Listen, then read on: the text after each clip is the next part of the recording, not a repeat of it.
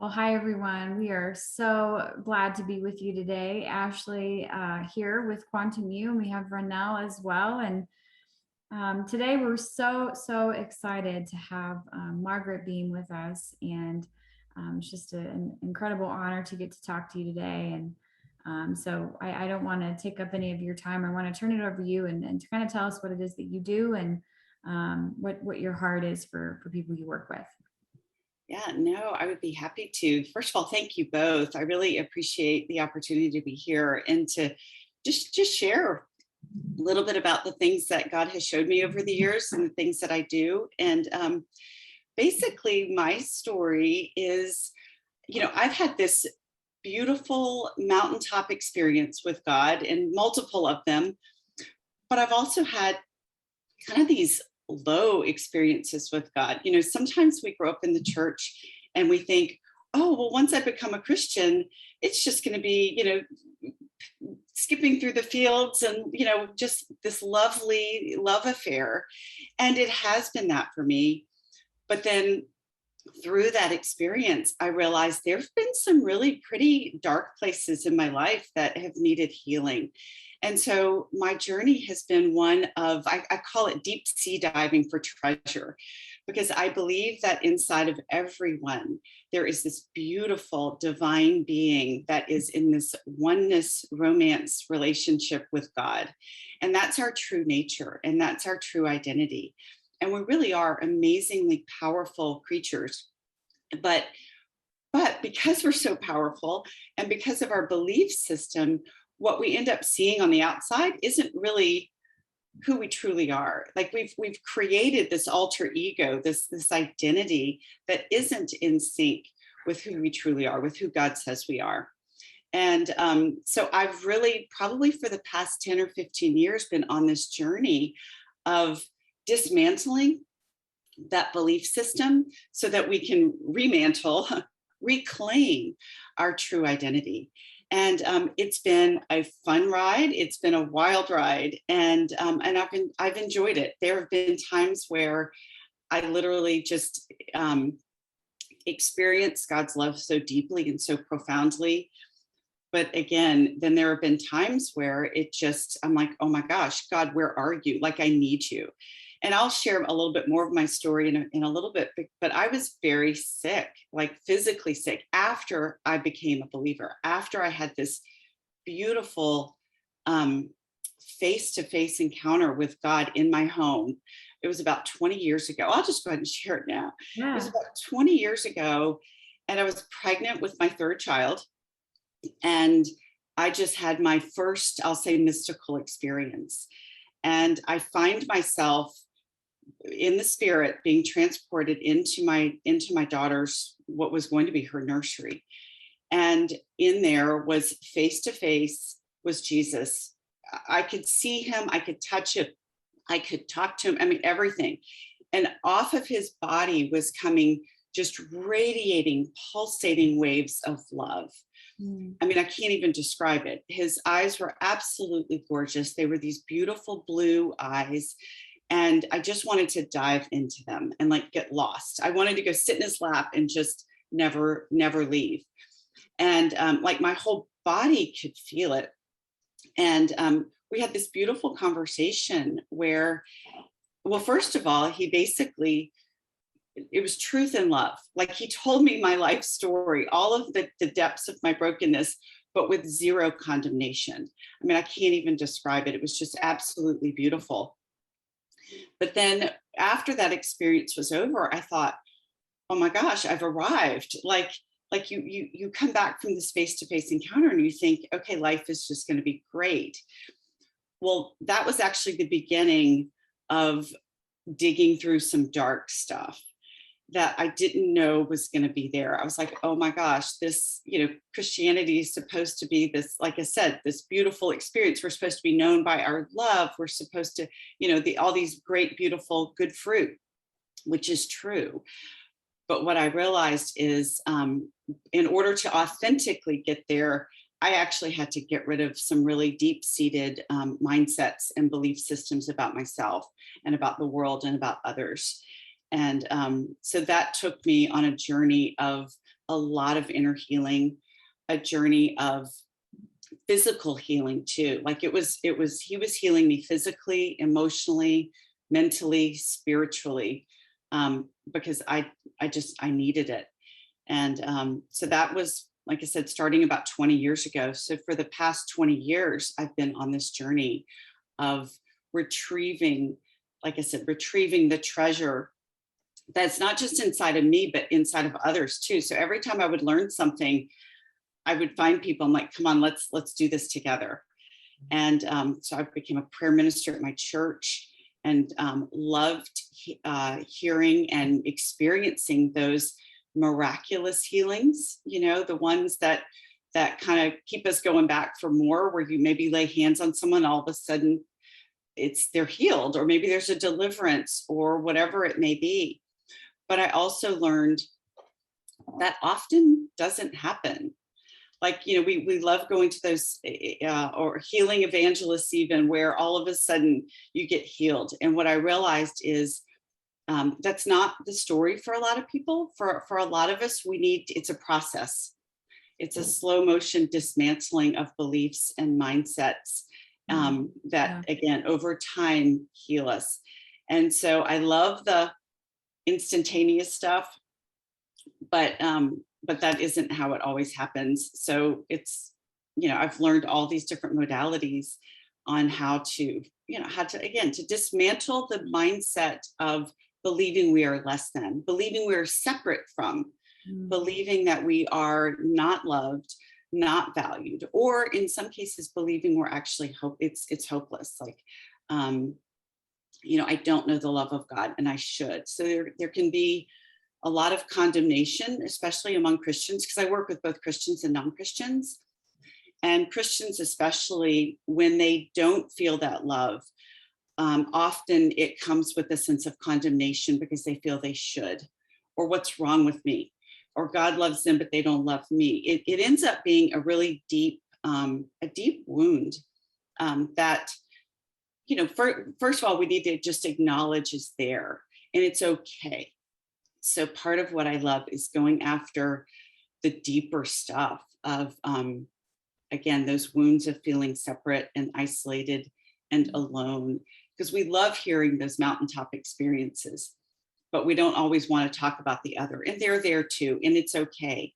And that's part of our journey with God, is to heal those, so that we can be the person that we truly are, the person that God says we are.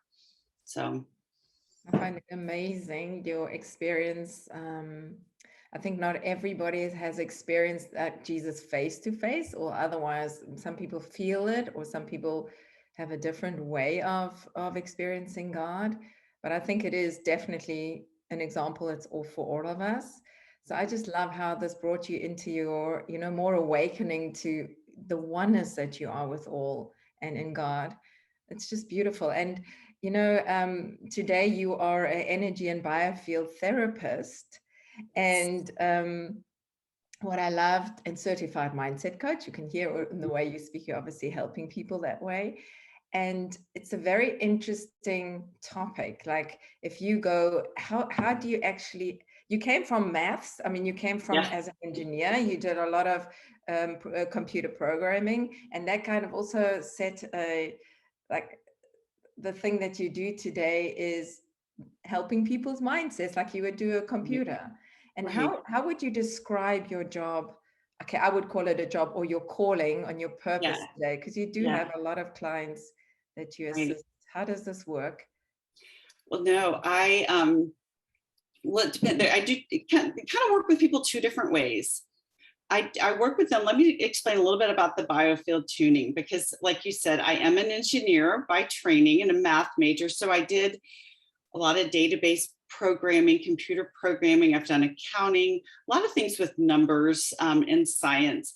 So if you had told me then what I would be doing today, I would have said, she's crazy. She's off her rocker. Like, there's no way. But what I do is I work with people's biofields. So a biofield, I live in the United States, and our National Institute of Health describes a biofield as a field of energy and information that surrounds all living organisms. And if you're familiar with heart math, that's out there as well. They do a lot of research on this biofield. And so it's an electromagnetic field. It's other things too, but it's scientifically, we know it's an electromagnetic field that starts and stops at your heart. Now, where it gets a little interesting is what we've learned, we as in now kind of the energy worker people, is that the information that that biofield carries is actually the record of your life. It is fascinating. So all around us, constantly being broadcast around us is information, and it is every experience you have ever had, every word you've ever spoken, every emotion you've ever felt, every encounter. It's all there. So what I actually have a tuning fork here. What we activated actually with a hockey puck, which is fascinating, but kind of fun. But literally, this tuning fork works as a both an antenna, like rabbit ears, but it also works as a transmitter, like a broadcast tower. So what we do is, and I think we're ultimately the tool, but this is an aid. This helps us to tune in, helps me to tune in. As we call it combing the field. As I comb the field, it's literally like dropping a needle on an album or a laser on a CD. The information that's recorded in that spot literally comes to life. It starts to play. So I used to do it outside in. When you do it from the outside, the densest part of our biofield is about 5 or 6 feet outside of us. It goes on forever. And the reason I know that is because I do virtual sessions from all over the world. And I can pick up the field in the space that I'm in. But as I comb the field, what I'm looking for are places. It's really fascinating. Again, remember, I'm a treasure hunter. I'm a deep sea diver for that treasure that's inside of us.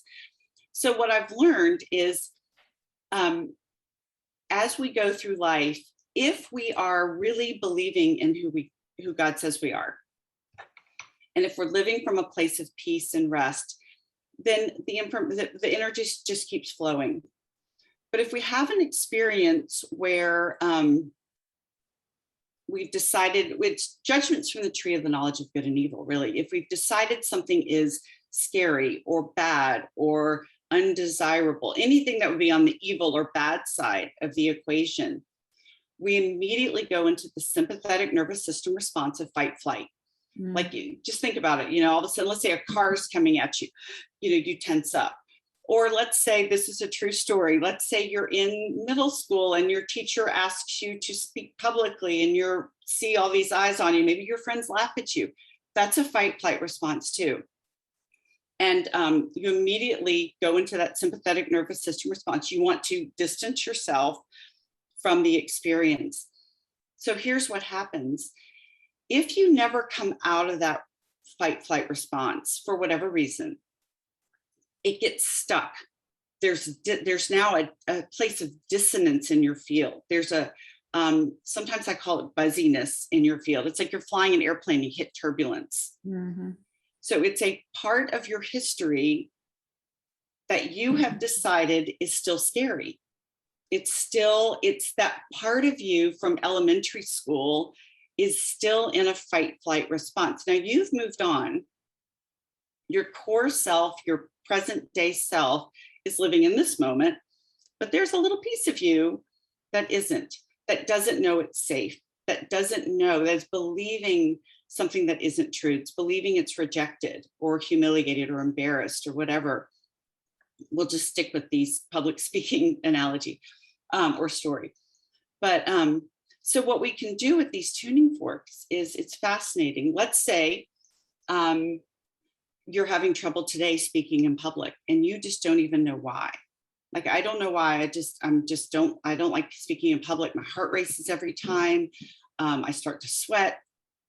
I don't like it. I turn down job offers that make me speak, whatever it could be. It could be really impacting your life today. So let's say you come to me and you say, I really want to work on this issue. So I would go through your field, and I've actually learned you can do it this way too. You can learn where the energy is blocked in your body, or you can learn where, if you do it outside in, it's a timeline situation, you know the age. If you do it this way, you know where it is in your body. It's sort of like filing a file. If you filed it alphabetically or chronologically, it's the information's there. It's just organized differently. But anyway, I will comb the field. I will find where there's dissonance. And on any given issue, there could be one particular issue, or there can be dozens. But so let's go back to our story. I'll be combing the field. All of a sudden, I can feel or hear the sound change, or feel it. If I use, this is a weighted fork, I can feel the vibration in my hand changes. And I've learned I can either try to unpack the story, but I've also learned that's not necessary for healing. And all you have to do is find that place. And then I just listen for what God wants to, what truth needs to be replaced. It's a little bit like lie busters or something, where you're finding out what is that part of you believing and what needs to come on top of it to heal it. Mm-hmm. So it might be, it might just be as simple as I love you, or it might be, I love your voice. I mean, God just will tell me what to say in that moment. And to override the narrative. That's where I said this works as a broadcast, a transmitter as well. These forks, they help. It's almost like like 100 FM. It just is broadcasting information. The frequency doesn't really matter. The same information can be broadcast on 95 FM, 100 FM, 105. It doesn't matter. So I'm not trying to entrain it to like 528 hertz or some of these other frequencies that you may have heard of. For my purposes, there's a place for that, but for my purposes, it doesn't really matter. But I'm using it to create a very coherent signal in your field. So it temporarily disrupts your field in order to send a new message. So right now you've got a part of you, for example, that's just buzzy. It's just in its own little world. This comes in and disrupts that pattern on purpose. Sort of like you've got a river flowing and you put your finger in it and it disrupts the flow. This fork, introducing it into your field, disrupts the flow, your normal flow. But it's okay. I use the analogy. I don't know if they do this where you are in Germany, but in the United States, we used to hear, we interrupt this broadcast to give you an important message. And then they share with you what it is they want you to know, like a warning, there's a weather pattern or something. But this is the same thing. I'm interrupting your normal broadcast. And in this case, it's a broadcast of whatever, I'm being rejected, I'm being laughed at, this is scary. To say, no, you are not. Like, you're safe, your true self, like you have gone back to retrieve this part of you. And all you have to do is hold it there. And then you can feel the energy just, kind of calm down. And then you just keep going. And you might find 2, 3, 4, a dozen of these in a session. And anyway, it's a beautiful process. And then it can be very subtle. So what it does is it gives you a new energy pattern. And the next thing you know, you're like, I'm not afraid to speak in public anymore. You don't even have to know that was your story. You don't even have to know that, because a lot of times, if it's a really scary event, because I used to be a prayer minister, we would say, oh, well, go back to the first time this happened. A lot of times you don't know, because you've literally encapsulated that experience in time and space and shoved it in a corner. Like it's not in your present moment. So you can't go back and find it because you've forgotten about it on purpose. Like you've told yourself to forget it. And so a lot of people find that memories come back online, emotions come back online. A lot of vision sometimes is better. This is the process I used to kind of heal my body, was just one at a time, bringing these parts of me back online, because I was actually very sick. We won't get into that, but I recovered my health from being pretty bedridden for a couple of years from Lyme. But this was the process, just one at a time. I would go back and retrieve these parts, and over time, my health just started to improve and improve and improve. And now I keep doing it because the more of me that's here, the more of me knows God, the more of me can feel it. Like I can physically feel it in my body, the more just alive and energetic I feel. And so it's fun. So I love doing it. Like I said, I can do it virtually. I can do it, even recorded sessions work, because the sessions are kind of outside of time and space. And so I can record them for people either individually, or I'll even do group calls, and that works as well. So it's just fun how God shows up, and how I don't fully understand it. Remember, I'm this engineer. I want to know, and I know a little bit, but God's like, hey, let that go. Just do it, and enjoy the results. So it's fun. So cool. I think, you made an interesting point that I think is good to emphasize, because I think sometimes when people don't experience the spontaneous change that they're after, they condemn themselves, they condemn the process they're going through, they abandon it. And I think the important thing to understand is, your healing, your blessing, whatever you're looking for, is going to manifest in the way that's just perfect for you. And I think if you skip to the end of the book, or just till it gets to the end there, you miss the beautiful unfoldment of all the amazing healing that comes in the way, in the process. So for example, going through this letting go process that we use in our teaching, I have found profoundly beautiful things that are even just super simple. And I'm so glad that I've been taken through the process at the pace that I have, because I wouldn't have experienced all that.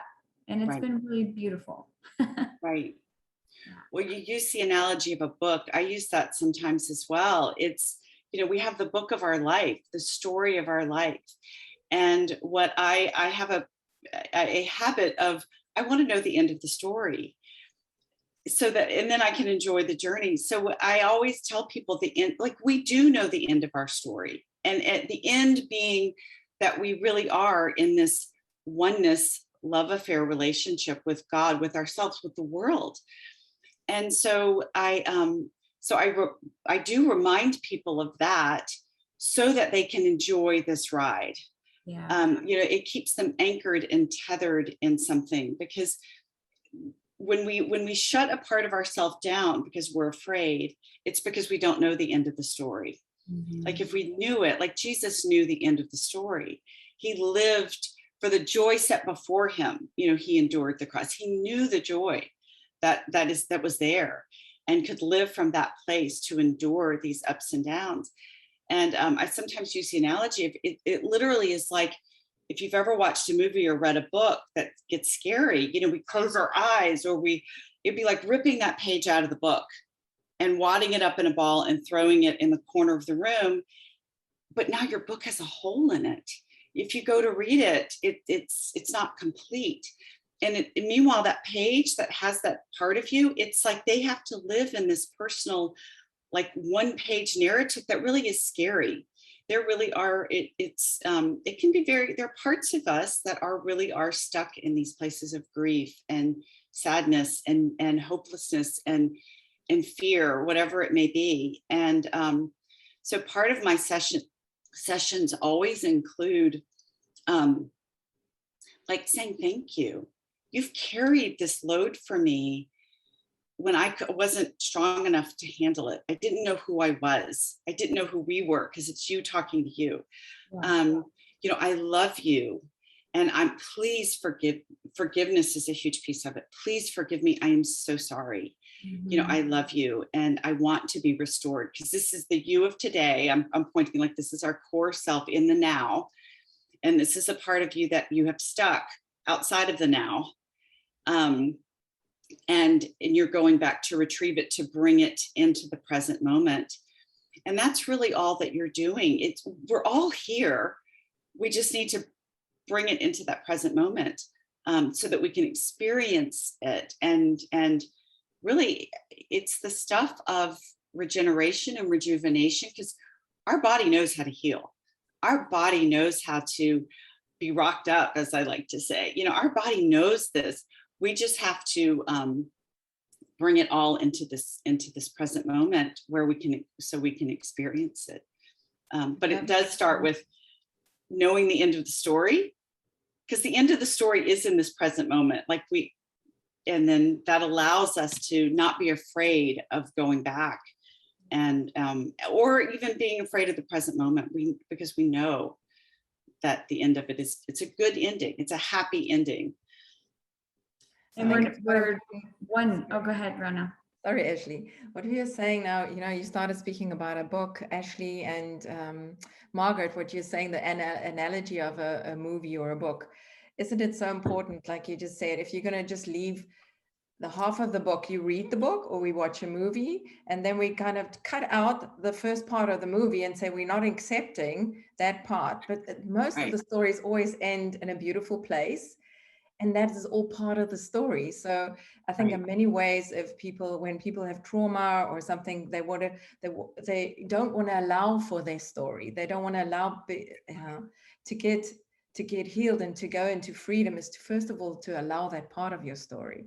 So exactly. And that story is not just your life, but it's the story of your family line. Back to the biofield tuning, there actually is a part in your field, and it's just about a foot or two off of your body, where we call it the ancestral river, where there really is all the record of your ancestors are in there. And I encounter cloud of witnesses all the time. A lot of them show up, one, because they want to help, because you're part of their family. Sometimes they show up, especially family members. Sometimes it's outside, but a lot of times it's family. Sometimes they show up because they knew that they were responsible for this area of dysfunction. They introduced the mindset and the belief into the family line. And so a lot of times they're there because they are so excited that there is someone who has taken the time to go back and heal this for the family.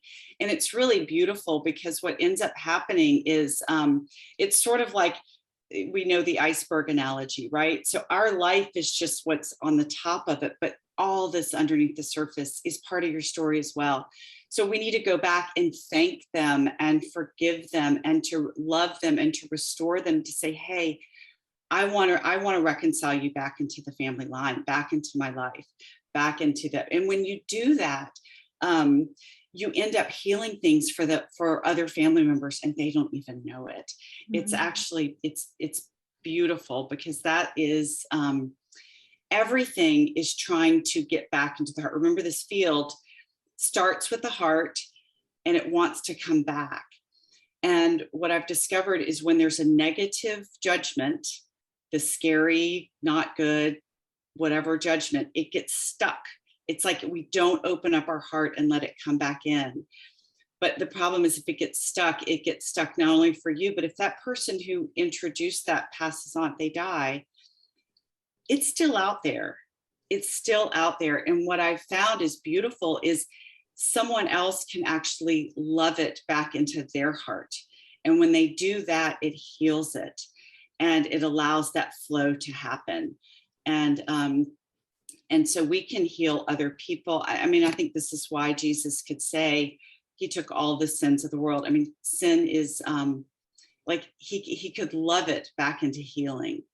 And I don't have time to get into that, but that's another fun one. What God has showed me about the word sin and how it relates to belief about identity.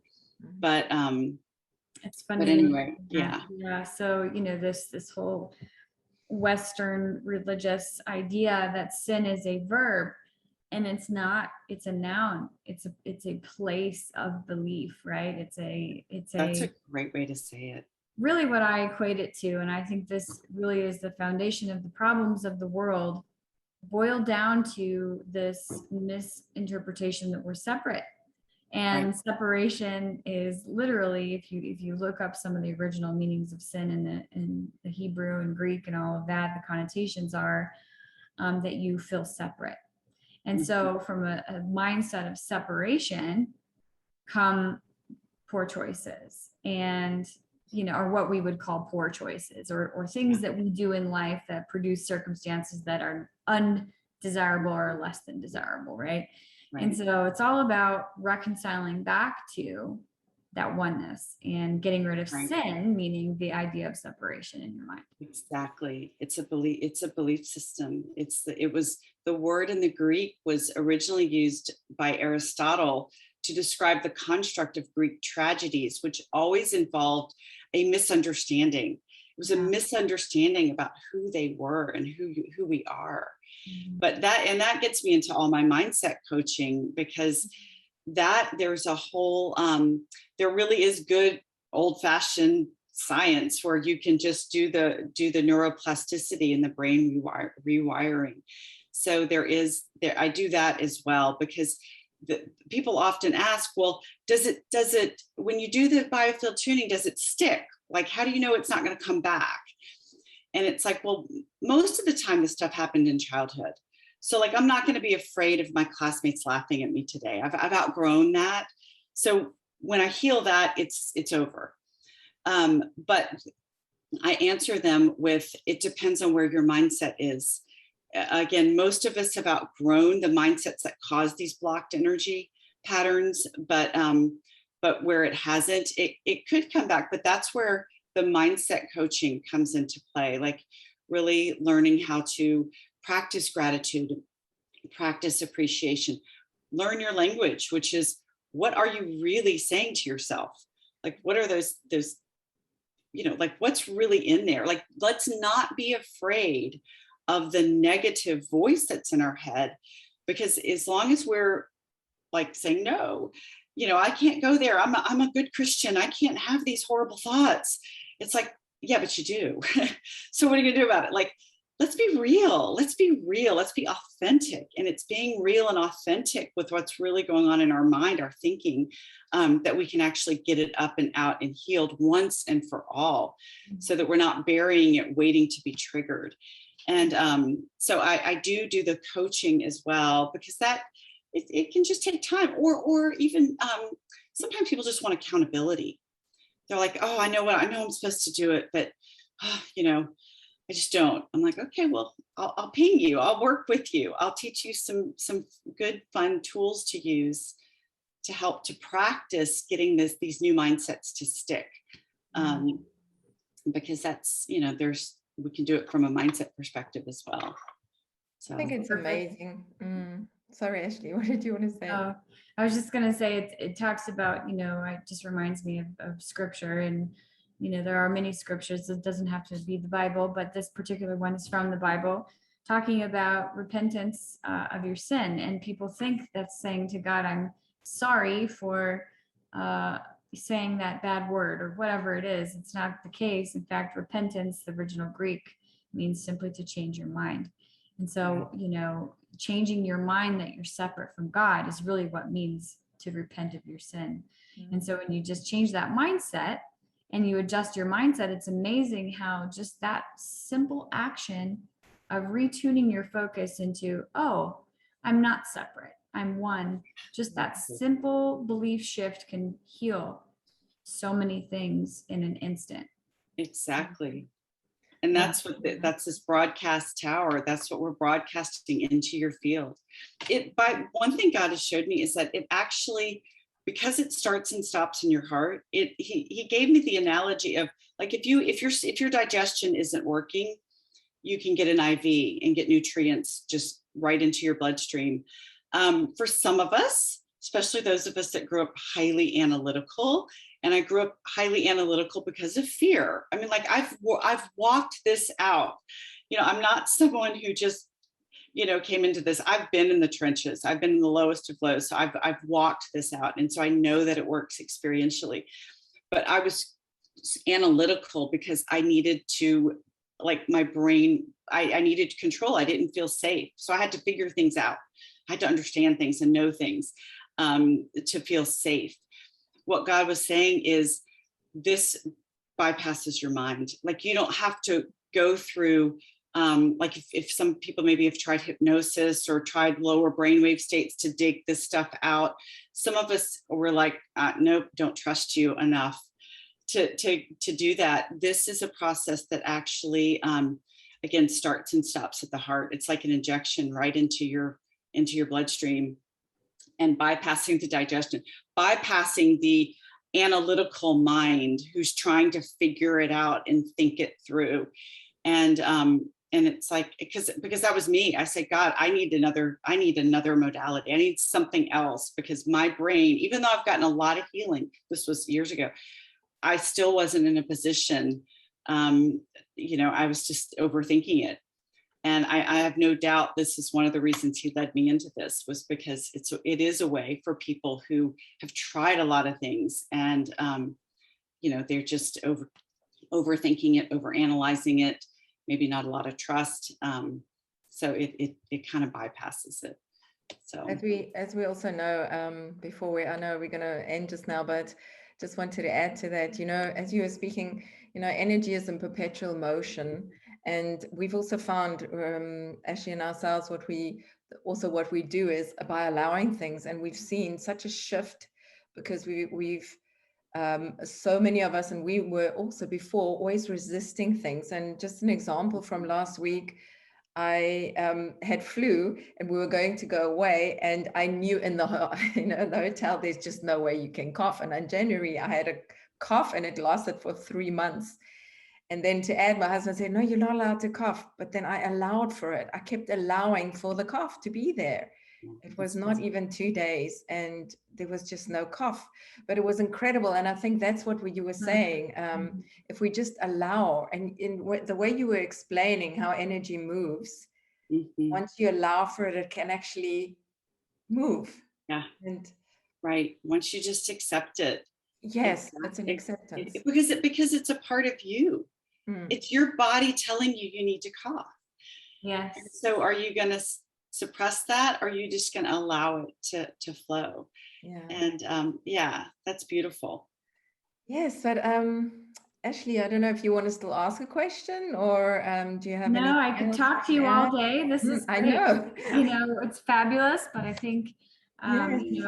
tell us, Margaret, where where our listeners can find you if they would like to learn more. Sure.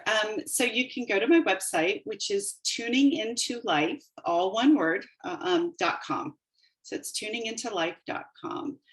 And you can find more about me and reach out to me that way. And I would love to connect. Yeah, it will be awesome. Thank you so much for being here today. I'm sure we both agree it was just amazing to have you here. I even noticed when you held up the fork, it was just the frequency started shifting. Did you see that, Ashley? Or did you hear that in the well, they've been consecrated to release life. And so, just by playing them, that's part of what they automatically broadcast. So thank you so much. It will be up. We'll be putting this up soon. So thank you so much for coming. Thank you. I had fun. Bye, everyone. Yeah.